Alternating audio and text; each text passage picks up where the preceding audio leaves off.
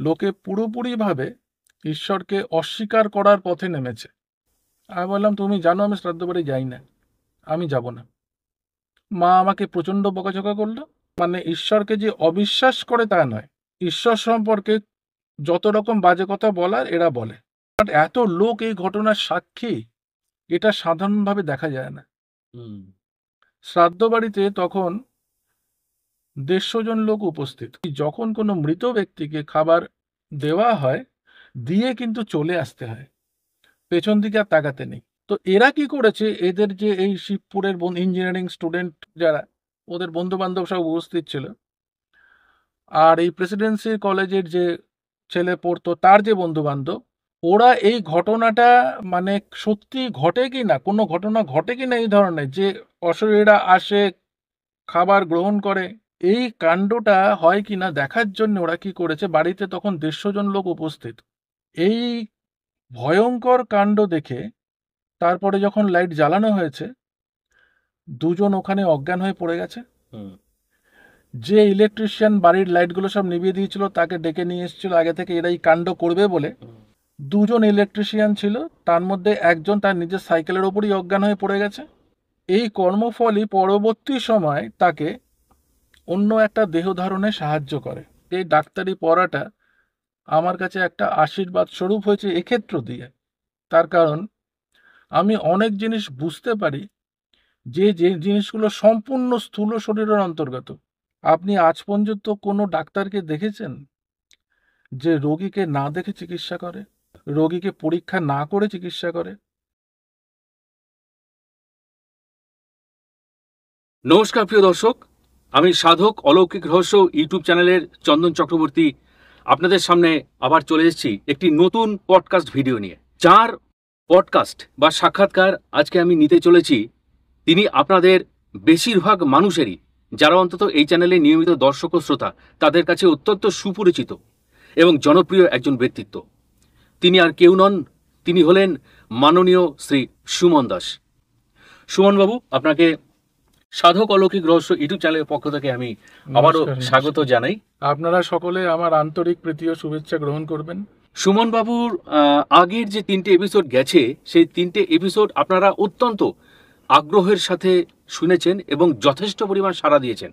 এখনো পর্যন্ত তার মধ্যে একটি এপিসোড তো প্রায় 2 লাখের কাছাকাছি ভিউ হয়ে গেছে, বাকিগুলো খুব দ্রুত গতিতে এগোচ্ছে। এবং সুমনবাবু আমাকে বলেছেন যে তার দেওয়া ইমেলে প্রচুর মানুষ সাড়া দিয়েছেন, ভারতের প্রায় প্রত্যেকটা রাজ্য থেকে এবং বিদেশের বিভিন্ন স্থান থেকে, ভারতবর্ষের বিভিন্ন প্রতিবেশী দেশ থেকে সেই সাড়াগুলো এসছে এবং প্রত্যেকেই বেশ কিছু বিষয় তাকে প্রশ্ন করেছেন এবং সেই প্রশ্নগুলি মৃত্যু নিয়ে, পুনর্জন্ম নিয়ে এবং কর্মফল নিয়ে। এবং সুমনবাবু আজকে যে সমস্ত ঘটনাগুলো, বিশেষ করে অলৌকিক ঘটনাগুলো আমাদের কাছে পরিবেশন করবেন, সেগুলো কিন্তু তার নিজের জীবনে দেখা বাস্তব দৈব অলৌকিক অভিজ্ঞতা থেকে তিনি বলবেন এবং তার মধ্যেই এই বিষয়গুলো অন্তর্ভুক্ত থাকবে। তাহলে চলুন প্রিয় দর্শক, আজকে মাননীয় শ্রী সুমন দাসের সাথে আমাদের খুবই আকাঙ্ক্ষিত এই পডকাস্ট ভিডিওটি শুরু করা যাক। সুমনবাবু, আজকে আপনার অভিজ্ঞতার ঝুলি থেকে আশা করি আমরা অনেক কিছু জানতে পারবো। বিশেষ করে আগের যে 3টে এপিসোড, তার থেকে আমরা প্রচুর অভিজ্ঞতা অর্জন করেছি এবং আপনার কাছে প্রচুর ইমেল এসছে, আপনি সেই ইমেলগুলো দেখেছেন এবং তার মধ্য থেকে যে বিষয়গুলো উঠে এসছে সেটা তো আমি দর্শকদের কিছুক্ষণ আগে বলে দিলাম। এবং তার সাথে সাথে আপনার নিজের জীবনের আরও বেশ কিছু দৈব অলৌকিক ঘটনা বা অভিজ্ঞতা বা বাস্তব যে ধারণা সেগুলো রয়েছে। আমি চাই আপনি বিষয়টা সম্পর্কে দর্শকদের কাছে একেবারে একটা স্বচ্ছ ধারণা যদি গড়ে তুলতে সাহায্য করেন তাহলে খুব ভালো হয়। ধন্যবাদ চন্দনবাবু, এখানে মানে আমাকে আপনি আবার ডেকেছেন, এর জন্য আমি অত্যন্ত কৃতজ্ঞ আপনার কাছে। যে জিনিসগুলো সম্পর্কে আমি এখানে আজকে বলতে এসেছি, এগুলো বেশ কিছুটা আভাস আমি আমার প্রথম ইন্টারভিউ আপনি যখন নিয়েছিলেন সেখানে দিয়েছিলাম। আমি যে ঘটনাগুলোর কথা প্রথম ইন্টারভিউতে আপনাকে বলেছিলাম, সেগুলো আমার জীবনের ঘটে যাওয়া প্রত্যেকটা ঘটনাই বর্ণে বর্ণে সত্যি। আমি এখানে যে এসেছি এর দুটো কারণ আছে। যখন আপনি আমার সাথে যোগাযোগ করেছিলেন, প্রধান কারণ হচ্ছে কি, আমার জীবনের এই ঘটে যাওয়া ঘটনা খুব সাম্প্রতিককালের ঘটে যাওয়া ঘটনা। মানুষের বিশ্বাস এখন ধর্ম থেকে ধীরে ধীরে সরে যাচ্ছে এবং ঈশ্বরের থেকেও সরে যাচ্ছে। এটাই আমার কাছে অত্যন্ত দুঃখের ব্যাপার। ঈশ্বর আছেন বলেই আমরা আছি, এবং তার কৃপাতেই কিন্তু আমাদের জীবন পরিচালিত হচ্ছে। এই জিনিসটুকু বোঝার মতো শুধু ক্ষমতা যে নেই তা নয় লোকের, লোকে পুরোপুরিভাবে ঈশ্বরকে অস্বীকার করার পথে নেমেছে। এবং এই যে অস্বীকার করার পথ, এই ভয়ঙ্কর পথ, এই পথটা শুধু যে ভারতবর্ষে পরিব্যাপ্ত তা নয়, এটা গোটা বিশ্বে ধীরে ধীরে ব্যাপ্ত হচ্ছে। তাই আমি আপনাদেরকে কিছু কথা বলতে চাই। দেখুন, বায়ুতে আমরা যে নিঃশ্বাসটা নিচ্ছি, এই বায়ুতে নিঃশ্বাস শক্তিরূপে ঈশ্বর আমাদেরকে প্রদান করেছেন। আজকে যদি এখানে 1 মিনিটের জন্য বায়ু বন্ধ হয়ে যায়, হাজার লোক মৃত্যুর মুখে ঢলে পড়বে। যে জল আমরা খাই তৃষ্ণা নিবারণ করার জন্য এবং দেহের অন্যান্য কার্যকলাপকে সক্রিয় রাখার জন্যে, কারণ আপনারা সকলেই জানেন আমাদের দেহের 70 ভাগই জল। এই জলটা যদি না থাকে তাহলে কিভাবে আপনি জীবন ধারণ করবেন? এই জলটা কে দিয়েছে? আজকে যেখানে জল নেই সেখানে কি অবস্থা জায়গা, সে তো মরুভূমি হয়ে গেছে। সেরকম ভাবে এই যে মৃত্তিকা শক্তি, এই মৃত্তিকা শক্তি, আপনি দেখছেন একটা মাটি, কিন্তু এই মাটিতেই তো সমস্ত খাদ্য উৎপাদন হচ্ছে। এই মাটি থেকেই তো আমরা যে ফসল উৎপন্ন হয় সেটা থেকে খাদ্য খেয়ে আমরা আমাদের দেহের যে পুষ্টি সেটাকে সাধন করি।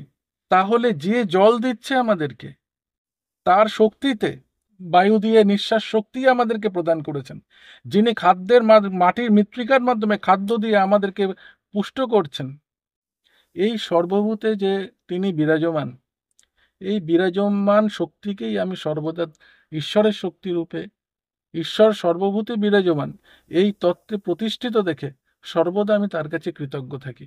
এই তত্ত্বেই কিন্তু আমাদের সনাতন ধর্ম প্রতিষ্ঠিত,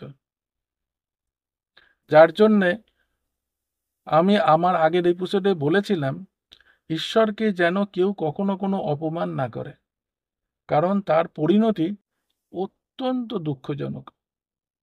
এবং তারা যেই পরিণতিটা ভোগ করে সেটা তার কর্মফলের মাধ্যমে ভোগ করে। এটা আমি আমার যখন বিভিন্ন ঘটনা বর্ণনা করব তখন তার মধ্যে মধ্যে আমি বলে দেব কিভাবে এই ঘটনাগুলো ঘটে।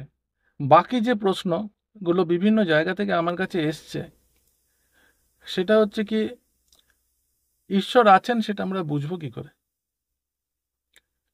ঈশ্বর আমাদের শরীরের যে প্রাণশক্তি রূপে বিরাজমান আছেন, প্রত্যেক প্রাণীর শরীরে উনি যে প্রাণশক্তি রূপে যে দীপশিখা জ্বালিয়ে রেখেছেন, এটাই তার সর্বভূতের প্রকাশ, এটাই তার সর্বসত্তার প্রকাশ।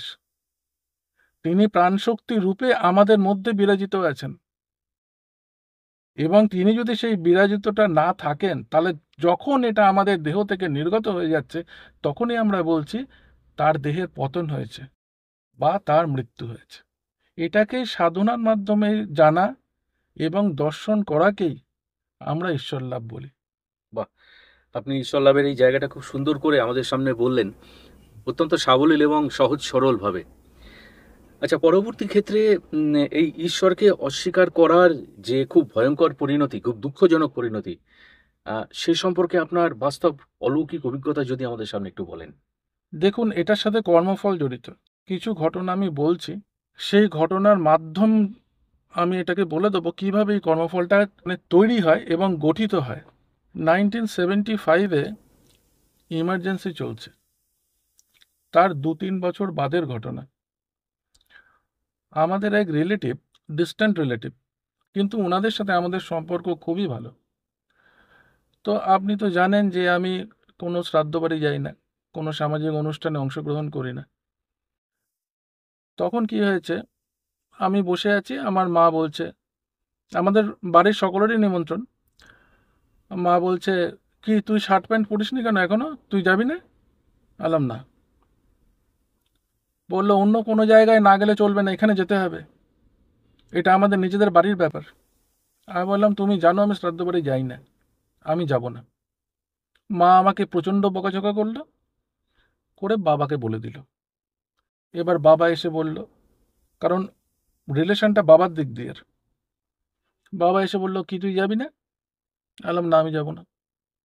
বাবাও খুব জোর আমাকে বকাঝকা করলো। এই মা আর বাবার বকা খেয়ে আমি ফ্ল্যাটে বসে রইলাম। আমি আগের যেটাতে বলেছিলাম যে আমরা কলেজ স্ট্রিটের একটা বাড়িতে ভাড়া থাকতাম, তো ফ্ল্যাট খালি করে সকলে চলে গেল, আমি বসে রইলাম। এখন একটা জিনিস বলছি আপনাকে, আমাদের জন্ম এখানে, কিন্তু আমাদের মা বাবা এনাদের দুজনেরই জন্ম হচ্ছে বাংলাদেশের চট্টগ্রামে। আচ্ছা। এই চট্টগ্রামে আমাদের যে বাড়ি, এই বাড়িতে 175 বছর ধরে এখনো দুর্গাপুজো হয়। এবছর ওটা 175 বছরে পড়েছে। আর আমাদের যে পরিবারের লোকজন এখনো ওখানে আছে, তারা চট্টগ্রামের রামকৃষ্ণ মিশন এবং শ্রী রাম ঠাকুরের যে আশ্রম, এই আশ্রমের সাথে অনেক সংস্কারমূলক কাজের সাথে জড়িত। আমি নিজেও দুবার গেছি চট্টগ্রামে, শ্রী রাম ঠাকুরের আশ্রমেও গেছি। এই আমার যতদূর মনে পড়ছে শ্রী রাম ঠাকুরের আশ্রম চট্টগ্রামে জায়গাটার নাম হচ্ছে আপনার পাহাড়তলি। রামকৃষ্ণ মিশন আশ্রমেও গেছি। তো আমাদের একটা প্রথা আছে, কোনো যখন কারোর মৃত্যু হয়, এই মৃত্যু হলে আমরা একটা সন্ধেবেলা একটা খাবার দিই। এই খাবারটা হচ্ছে কি, উনি যা যা খেতে চাইতেন মানে ভালোবাসতেন সেগুলো সব রান্না করা হয়, নতুন কাঁসার বাসনে দেওয়া হয়, কোনো গাছতলায় বা নদীর পাড়ে বা পুকুরের পাড়ে। তো এনার দুই ছেলে ছিল ভদ্রলোকের, এক ছেলে প্রেসিডেন্সিতে পড়তো, আরেক ছেলে শিবপুর ইঞ্জিনিয়ারিং কলেজে পড়তো। এবং এরা দুজনে মানে ঈশ্বরকে যে অবিশ্বাস করে তা নয়, ঈশ্বর সম্পর্কে যত রকম বাজে কথা বলার এরা বলে। তো যাই হোক, তো কেন এই ঘটনাটার কথা আপনাকে বলছি, ঘটনাটা এত লোক এই ঘটনার সাক্ষী, এটা সাধারণভাবে দেখা যায় না। হুম। শ্রাদ্ধ বাড়িতে তখন 150 জন লোক উপস্থিত। উনি সেন্ট্রাল গভর্নমেন্টে চাকরি করতেন এবং অত্যন্ত সজ্জন ভদ্রলোক ছিলেন। উনি সবসময় ধুতি পাঞ্জাবি পরতেন। যখন সন্ধে হয়ে যাবার পর ওনার সমস্ত মানে উনি যে যে রান্নাগুলো ভালোবাসতেন সব কিছু নতুন কাঁসার বাসনে দেওয়া হয়েছে। ওদের বাড়িতে পুরনো দিনের বাড়ি যখন আপনারা দেখবেন না, এই বাড়িগুলো ছিল, দেখবেন সামনে বারান্দাটা খুব বড় থাকতো, আর তার সামনে যে সিঁড়িগুলো বেশ চওড়া চওড়া সিঁড়ি থাকতো। তো এই সিঁড়ির সামনে ওনাদের নিজস্ব পুকুর ছিল, বেশ কম্পাউন্ডের মধ্যে বড় বাড়ি। আর তার পাশে একটা আম গাছ ছিল, সেই আম গাছের বেদিতে সমস্ত মানে বেদিটা বাঁধানো ছিল, সেই বেদির মধ্যে ওনাকে সমস্ত মানে খাবার দাবার সুন্দর করে সাজিয়ে দেওয়া হয়েছে। আর এটা আমাদের নিয়ম হচ্ছে কি, যখন কোনো মৃত ব্যক্তিকে খাবার দেওয়া হয়, দিয়ে কিন্তু চলে আসতে হয়, পেছন দিকে আর তাকাতে নেই। এগুলো কিছু প্রথা আছে। তো এরা কি করেছে, এদের যে এই শিবপুরের ইঞ্জিনিয়ারিং স্টুডেন্ট যারা, ওদের বন্ধু বান্ধব সব উপস্থিত ছিল, আর এই প্রেসিডেন্সি কলেজের যে ছেলে পড়তো তার যে বন্ধু বান্ধব, ওরা এই ঘটনাটা মানে সত্যি ঘটে কি না, কোনো ঘটনা ঘটে কি না এই ধরনের, যে অশরীরীরা আসে খাবার গ্রহণ করে, এই কাণ্ডটা হয় কি না দেখার জন্য ওরা কি করেছে, বাড়িতে তখন 150 জন লোক উপস্থিত। এগুলো কিন্তু সব আমি আমার মা বাবার কাছ থেকে শুনেছি, কারণ আমি তো শ্রাদ্ধ বাড়ি যাই না। ওরা বাড়ির সমস্ত লাইট বন্ধ করে দিয়েছে, আর সিঁড়িতে ওরা সব বসে আছে, যেটা একদম অনুচিত, মানে যেটা আমরা করিও না, আমাদের প্রথার বিরুদ্ধে যেটা। তো 10 মিনিট চলে গেছে। তো 10 মিনিটের পরে দেখছেন উনি এসছেন। উনি এসে, উনি তো সবসময় ধুতি পাঞ্জাবি পরতেন, এসে আসনে বসেছেন। আসনে বসে যে খাবারগুলো সামনে ওনাকে দেওয়া হয়েছিল, কিছু বাটি ডান দিকে ছোড়া মেরেছেন, কিছু বাটি বাঁ দিকে ছোড়া মেরেছেন, আর জলের গ্লাসটা সামনে সিঁড়িতে ছোড়া মেরেছেন, মেরে চলে গেছেন। এই ভয়ঙ্কর কাণ্ড দেখে তারপরে যখন লাইট জ্বালানো হয়েছে, দুজন ওখানে অজ্ঞান হয়ে পড়ে গেছে। হুম। যে ইলেকট্রিশিয়ান বাড়ির লাইটগুলো সব নিভিয়ে দিয়েছিল তাকে ডেকে নিয়ে এসেছিল আগে থেকে, এরা এই কাণ্ড করবে বলে তাকে আগে থেকে ডেকে নিয়ে এসছে। দুজন ইলেকট্রিশিয়ান ছিল, তার মধ্যে একজন তার নিজের সাইকেলের ওপরই অজ্ঞান হয়ে পড়ে গেছে। আর 150 জন লোক যখন লাইট এসছে, 150 জন টোটাল উপস্থিত ছিল প্রায়, আমাদের আত্মীয় স্বজন মিলে 100 জন লোক বাড়ি ছেড়ে পালিয়ে গেছে। বাপরে, সাংঘাতিক ঘটনা। হুম। তো প্রচুর খাবার নষ্ট হয়েছে। যে শেষ 50 আত্মীয় স্বজন, তাদেরও খাবার কোনো আর ইচ্ছে ছিল না। এই রকম একটা ঘটনা ঘটলো। তো বাড়ির যে শ্রাদ্ধ করিয়েছিলেন উনি বললেন খুব বাজে ধরনের কাণ্ডটা সংঘটিত হয়েছে, এই বাড়িতে কিন্তু জীবনে কোনোদিন আর শান্তি ফিরবে না। হুম। এর পরবর্তী সময়ের ঘটনা আপনাকে বলছি, এরা কিন্তু এই বাড়িতে আর থাকতে পারলো না। সত্যি সত্যিই থাকতে পারলো না। না, হুম।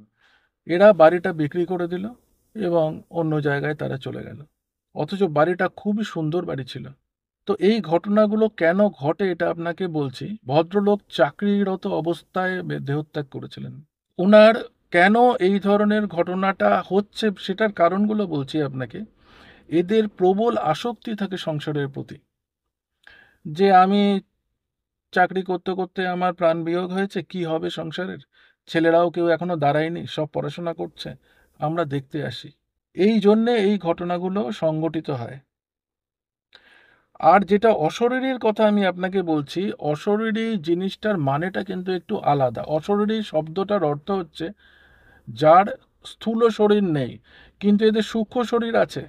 এরা যে শরীরবিহীন তা কিন্তু নয়। এই সূক্ষ্ম শরীরটাই পরবর্তী যুগে কর্মফল, মানে ওনার যে সংসারে যে বিচরণ করেছেন, এই কর্মফলটাকে নিয়ে নিষ্ক্রান্ত হয়ে যায়। সম্বল শুধু কর্মফল। সম্বল শুধু কর্মফল।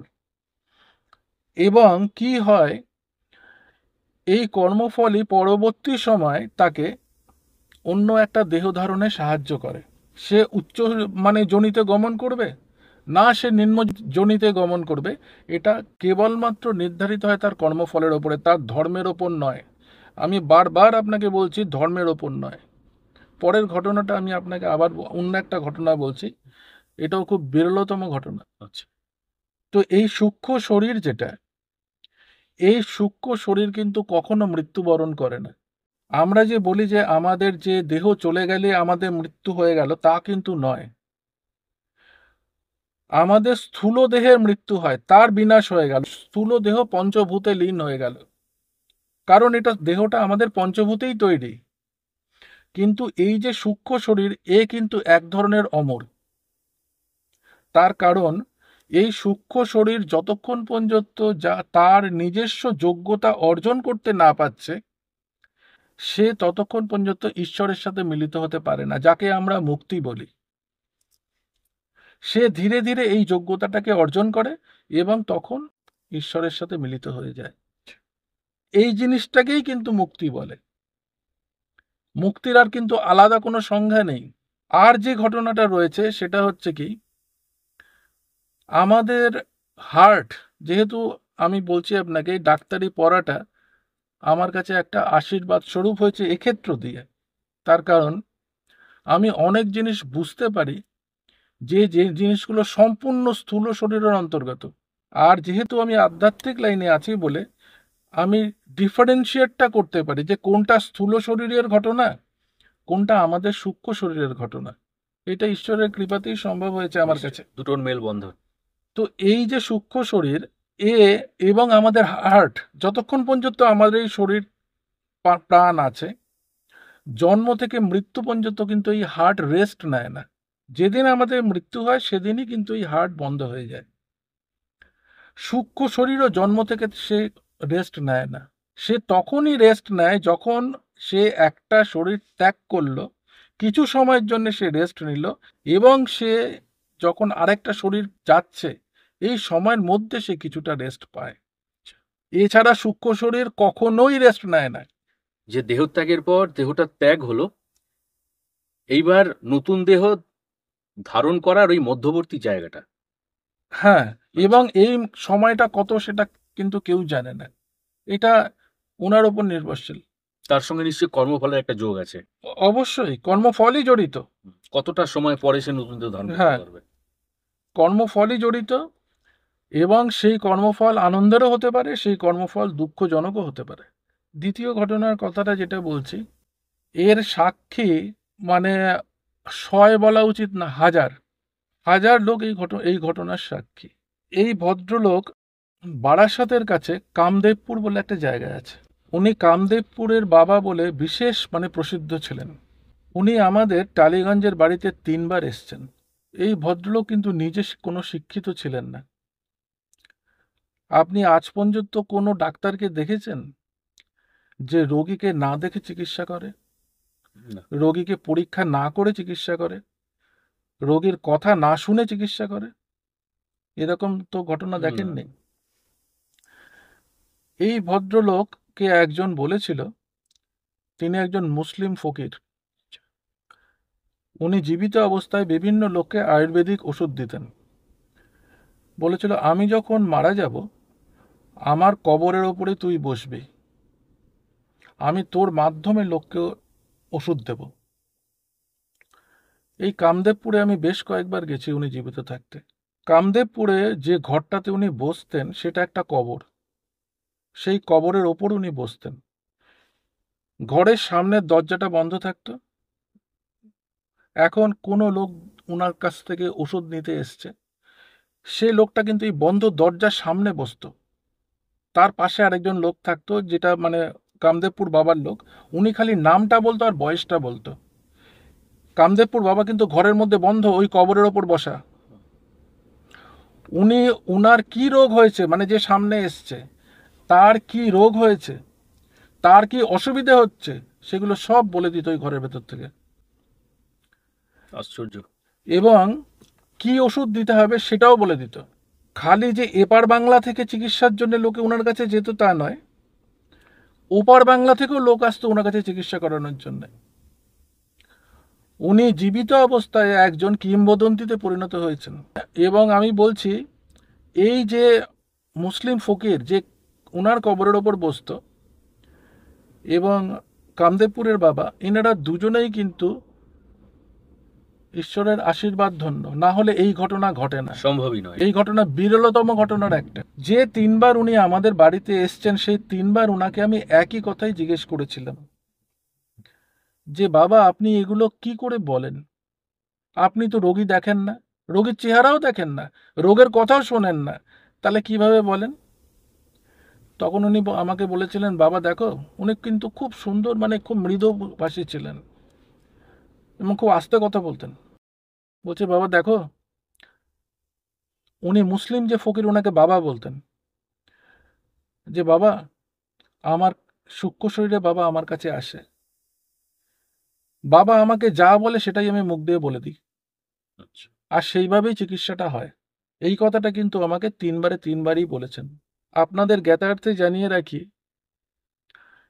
বাংলা সিনেমার কিংবদন্তি নায়িকা সুচিত্রা সেন যখন ক্যান্সার হয়েছিল, ইনি ওনার ক্যান্সারকে নিরাময় করেছিলেন। আচ্ছা, এটা তো নতুন তথ্য পেলাম আমরা আজকে। বারাসাতের কাছে আপনি যদি খোঁজ নেন, এখনো শয়ে শয়ে লোক আছে যারা কামদেবপুর বাবার সম্পর্কে আপনাকে বিস্তারিত অনেক তথ্য দিতে পারবে। তো এই ঘটনার সাথে কতগুলো জিনিস জড়িত যেটা সাধারণ মানুষ জানে না, বা ধরুন জানলেও আপনার সেটাকে অস্বীকার করে। প্রথম কথা বলছি, দেখুন এখানে একজন কিন্তু মুসলিম আর একজন হিন্দু, দুজন সম্পূর্ণ ভিন্ন ধর্মাবলম্বী লোক, দুজনেই ঈশ্বরের আশীর্বাদ পুষ্ট, নইলে এই ধরনের ঘটনা অসম্ভব। ঠিক। অসম্ভব এই ধরনের ঘটনা ঘটা। এবং তার মধ্যে একজন মৃত একজন জীবিত। এই যে সূক্ষ্ম শরীর, যেটা আমাদেরকে গীতায় বারবার বলা হয়েছে, আমাদের অন্যান্য ধর্মশাস্ত্রেও এই নিয়ে অনেক আলোচনা আছে, এগুলোই তার প্রমাণ, সূক্ষ্ম শরীরের প্রমাণ। উনি সূক্ষ্ম শরীরে এসে ওনাকে বলতেন, কামদেবপুরের বাবাকে বলতেন, কামদেবপুরের বাবা সেটাই বলে দিতেন। তো ফকির বাবার কবরের উপর কামদেব বাবা বসতেন। বসতেন। তো এবং সূক্ষ্ম শরীরে উনি এসে ওনাকে সব বলে দিতেন, আর উনি সেটা মুখ দিয়ে বাইরে বলে দিতেন, সেই হিসাবেই চিকিৎসাটা হতো। তার মানেটা কি? এটার থেকে যদি আমরা বুঝতে পারে যে ঘটনাটা কি ঘটলো। সেটা হচ্ছে কি, যখন কারোর মৃত্যু হয়, সে যে ধর্মাবলম্বী লোকই হোক না কেন, যখন তারা পৃথিবী ত্যাগ করে, সেখানে কিন্তু আর কোনো ধর্ম থাকে না। সমস্ত ধর্মের সেখানে নাশ হয়ে যায়। সমস্ত ধর্ম, হিন্দু ধর্ম, মুসলিম ধর্ম, খ্রিস্টান ধর্ম, জৈন ধর্ম, বৌদ্ধ ধর্ম, আপনি যেটাই বলুন, এই সমস্ত ধর্ম কিন্তু পৃথিবীর জন্যে, দেহত্যাগ হওয়া মাত্র সমস্ত ধর্ম সেখানে নাশ হয়ে যায়। বাকি যেটা থেকে যায় সেটা হচ্ছে কেবলমাত্র কর্মফল, সুফল এবং কুফল। এই মুসলিম ফকির, ইনি যে মারাত্মক শক্তিশালী এবং এত সুকর্মের অধিকারী, যার জন্যে উনার মনে এই আশাটা রয়ে গেছিল যে আমি সূক্ষ্ম শরীরে এসেও লোকের উপকার করব। এই ধরনের মহামানব জগতে বিরল। সত্যিই তাই। তো এটা আমার নিজের চোখে দেখা, এবং যিনি এই ঘটনা ঘটাতেন তিনি তিনবার আমাদের বাড়িতে এসেছেন। সেই জন্য আমি বিস্তারিতভাবে চন্দনবাবু আপনাকে এই কথাটা বলতে পারলাম, নইলে আমি বলতে পারতাম না। ঠিক। এই জন্যে একটা জিনিস বোঝা যায়, মানুষ যে ধর্মেই থাকুক, সে যদি ভালো হয় সে সব জায়গাতেই ভালো। সে কোন ধর্মে আছে সেটা বড় কথা নয়। যারা অজ্ঞান, তারা বিভিন্ন রকমের কুকীর্তি, কুকাণ্ড এগুলো ঘটায়। ধর্মের প্রতি তাদের না আছে কোনো শ্রদ্ধা, এবং না আছে কোনো ধরনের মানে অনুসরণ করার পদ্ধতি, যে না আমি এই ধর্মটা গ্রহণ করে আমি নিজেকে উন্নত করব। ধর্মের দ্বারা যারা লোককে নিপীড়ন করে, যারা লোকের ওপর অত্যাচার করে, যারা অন্য ধর্মের অনুরাগী তাদের ওপর যখন অত্যাচার করে, তাদের যে কি পরিমাণ মানে পরিণতি হয়, সেটা আমরা তাদের কর্মফল হলে সেটা তারা বুঝতে পারে। কিন্তু এই জগতে যখন স্থূলদেহ রয়েছে, তখন আর তাদের পক্ষে এটা বোঝা কিছুতেই সম্ভব হয় না, কারণ তাদের সেই জ্ঞানই নেই, সে সেই জ্ঞানটা প্রাপ্তই হয়নি। ধর্মটা তাদের কাছে একটা অত্যাচার এবং নিপীড়নমূলক মানে একটা আনন্দ বলতে পারেন। এবং তাতে এই সমস্ত ঘটনা ঘটিয়ে তারা কি করে, নিজের যে পরবর্তী জীবন যেটা রয়েছে, সেই পরবর্তী জীবনটাকেও দুঃসহ জীবনে পরিণত করে। অশরীরী জীবন এবং অশরীরী জীবন, দেহ ধারণ করার এবং পরে দেহ ধারণ করার পরে যে তাদের যে কষ্ট, এই কষ্টগুলো তারাই আনয়ন করছে, অন্য কেউ তাদেরকে কষ্ট দিচ্ছে না। আজকে সাধারণভাবে একটা জিনিস দেখুন, এগুলো এখন কম দেখা যায়, আগে দেখা যেত।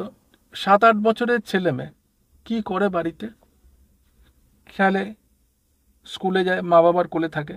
কিন্তু আমরা আমাদের জীবনে দেখেছি, যখন আমরা কলেজ স্ট্রিটে থাকতাম, এই 7-8 বছরের ছেলেমেয়েরা চায়ের দোকানে কাজ করতো। এগুলো আমার নিজের চোখে দেখা, খালি কলকাতায় নয়, ভারতবর্ষের অন্যান্য জায়গাতেও আমি দেখেছি। যে সময়টা তাদের খেলার সময়, যে সময়টা তাদের আরাম করার, মা বাবার কোলে কাটানোর সময়, সেই সময়টা তারা লোকের গ্লাস মাজছে, দোকান পরিষ্কার করছে, লোককে খাবার দিচ্ছে। তাহলে এই ঘটনা কেন ঘটছে? একজন লোক মা বাবার কোলে শুচ্ছে, ঘুমোচ্ছে, মা বাবা তাকে খাইয়ে দিচ্ছে, আরেকজন কাজ না পারলে সেখানেই চড়থাপ্পড় খাচ্ছে, সেই চায়ের দোকানের মাটিতে, সামনে মাটিতেই শুয়ে আছে। তাহলে এই পার্থক্যটা এলো কোথা থেকে? খুব স্বাভাবিক প্রশ্ন। আমরা যা কিছু জীবনে পাই, সে সুখ হোক, দুঃখ হোক, যাই হোক, এখানে ভগবানকে দোষারোপ করে কোনো লাভ নেই। আমরা আমাদের কর্মফলের জন্যই এই সুখ এবং দুঃখকে গ্রহণ করি। আমরা ভুলে যাই যে আমরা গত জন্মে কি কাজ করেছি, গত জন্মে আমরা কি কার কত অনিষ্ট করেছি, এবং আমাদের কেউ দেখার নেই। যেমন একটা প্রশ্ন ওখানে বহু লোকই করেছেন, এত অনাচার, এত নিপীড়ন, মহিলাদের ওপরে এরকম অত্যাচার, এই মারাত্মক জঘন্য অপরাধগুলো করে তারা তো পার পেয়ে যাচ্ছে, আর আমরা মনে ঘরে থেকে কষ্ট পাচ্ছি, দেখছি, টিভিতে দেখছি, খবরের কাগজে দেখছি। তাহলে এদের কি কোনো বিচার নেই? এই প্রশ্ন আমার কাছে কম করে এসছে 30 থেকে 35টা ইমেলে। তাহলে এদের কি অবস্থা? সাধারণ যারা চাকরি বাকরি করছে, তারা সৎভাবে জীবনযাপন করছে, কষ্টের মধ্যেও জীবনযাপন করছে, কই তারা তো বিপদে যাচ্ছে না।